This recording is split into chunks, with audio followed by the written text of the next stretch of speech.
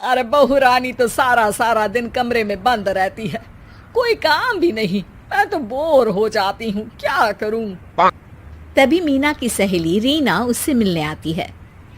अरे मेरे घर का भी यही हाल है, बेटा ऑफिस और बहू कमरे में बंद, समय काटे नहीं कटता। लेकिन अब सच मानो तो वक्त ही नहीं है कि वक्त से रोटी भी खा लूं। अरे बहन, मुझे भी बता दे कौन सा जादू चलाया है। मैं भी अब जिंदगी के बचे कुचे दिन आराम से काट लूं। दीवारें देख देख कर तो बोर हो गई हूँ मैं। रीना मीना को एक स्मार्टफोन देती है। ये ले, ये है वो छड़ी जो जादू करती है। इसमें मैंने तेरा फेसबुक अकाउंट भी बनाया है, एंजल प्रिया के नाम से। बस अब यहाँ दोस्त बना और सबसे बातें कर। सास को पहले तो उतना समझ नहीं आता है, लेकिन धीरे धीरे वो उसकी आदत डाल लेती है। माँ जी जल्दी से खाना खा लीजिए, मुझे थोड़ा काम है। अरे तू जा, मैं खा लूंगी, अभी वक्त नहीं है।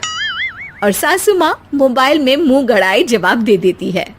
बहू समझ ही नहीं पाती और वहां से कमरे में चली जाती है। अचानक सास को किसी प्यारी पिंकी की फ्रेंड रिक्वेस्ट आती है। अरे वाह, ये तो कोई प्यारी सी लड़की लगती है, बात करती हूँ।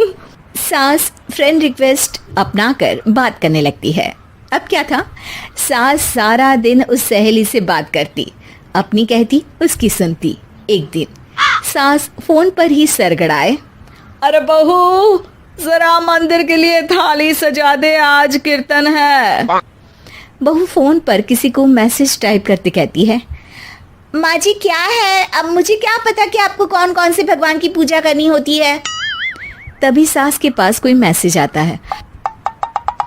अच्छा अच्छा ठीक है, रहने दे, मैं ही कर लूंगी। अब मैंने मना थोड़ी ना किया है, कर देती हूँ मैं। अब मैंने भी बोला ना कि थोड़ी देर में बात करती हूँ, तो मैं ही कर लेती हूँ, तू जा अपने कमरे में। बहू वहां से चली जाती है। सास मंदिर पहुंचती है और मंदिर की सीढ़ियों पर बैठकर सास फोन पर लिखती है, अरे मेरी बहू सारा दिन अपने कमरे में बैठी रहती है। वहां से रिप्लाई आता है, मैं आपकी बहू को तो जानती नहीं हूँ, लेकिन हाँ एक बात है, हो सकता है आपने उसे ताने दिए होंगे या फिर उसका दिल दुखाया होगा। ऐसा करने पर बहुओं का मन ससुराल से हट जाता है। याद रखिए, बहू और बेटी में फर्क होता है। सास घर जाती है और बहू से बड़े ही प्यार से बात करती है, उसके लिए खाना बनाती है, उसे गिफ्ट में साड़ी भी देती है। जिसके बाद अगले दिन, माँ जी चलिए आज मैं भी आपके साथ मंदिर चलती हूँ, आते वक्त भोले भैया के गोलगप्पे खाकर आएंगे। अरे हाँ बहू, ये तो अच्छा है, चलो। सास मन में सोचती है कि उसकी फेक बुक वाली दोस्त कितनी अच्छी है। उसके समझाने से उसे उसकी बहू वापस मिल गई। वो बहू को अपनी दोस्त के बारे में बताने का सोचती है, लेकिन फिर चुप हो जाती है। बहू फोन पर टाइप करती है, मेरी सास मुझे नौकरानी समझती है, एक गिलास पानी तक खुद नहीं लेती। मन तो करता है कि बोल दूं, मैं बहू हूँ, कोई नौकरानी नहीं।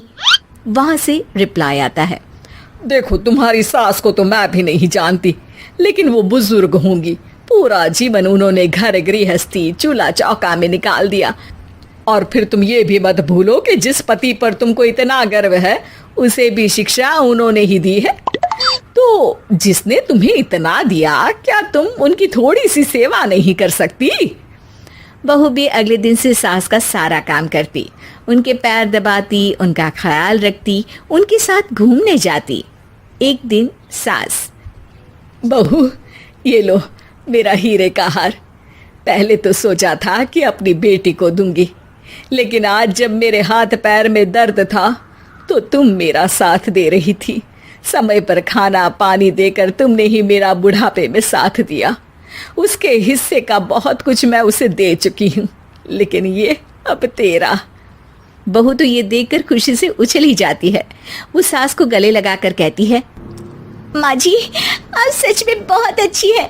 भला हो उस एंजल प्रिया का जिसने मुझे आपसे वापस मिलवा दिया, वरना मैं तो हमेशा आपको गलत ही समझती। मैं तो सोचती थी काश वो एंजल प्रिया मेरी सास होती। क्या नाम लिया बहू? एंजल प्रिया तेरी फेक बुक फ्रेंड है? हाँ माँ जी, वो बहुत अच्छी है। उन्होंने ही मुझे बताया कि सास की कीमत क्या होती है। अरे बहू, कहीं तू प्यारी पिंकी तो नहीं? जी माँ जी, मैं ही हूँ प्यारी पिंकी। क्यों? सास बहू को गले लगाकर कहती है। मैं भी यही सोचती थी कि काश प्यारी पिंकी मेरी बहू होती। शुक्रिया बहू। सासू माँ, शुक्रिया तो हम दोनों को फेसबुक और सोशल मीडिया का करना चाहिए, जिसने हम दोनों को एक दूसरे से दिल से मिला दिया। अब तक दोनों को समझ आ गया था कि जो खुशी वो बाहर ढूंढ रहे थे, सच में तो वो उनके घर में ही थी।